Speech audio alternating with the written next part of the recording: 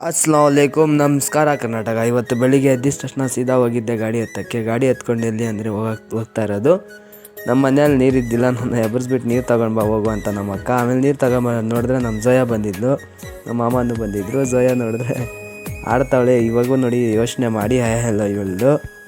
ಆಮೇಲೆ ಇವಳನ್ನ ಕರ್ಕೊಂಡು ಸೀದಾ ನಾನು ನಮ್ಮ ಮಾಮ ಎಲ್ಲರೂ ಗಾಡಿ ಆಗಿಬಿಡು ಅಂತ 5 ಗಂಟೆಗೆ ಗಾಡಿ ನಿಲ್ಲಿಸ್ಬಿಟ್ಟು ನಾವು ಹೋಗ್ತಾ ಇರೋದೇ ಹೊಸಕೋಟೆ ಕಡೆ.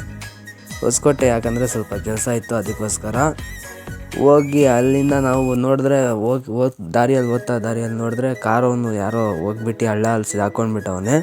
ಬೇರೆಯವ್ರು ಹೆಲ್ಪ್ ಮಾಡ್ತೀವಿ ಅಂದರೆ ಬೇಡ ಅಂತ ಹೇಳ್ತವನೆ. ಏನು ಕುಡ್ದಿದ್ದ ಏನೋ ಗೊತ್ತಿಲ್ಲ.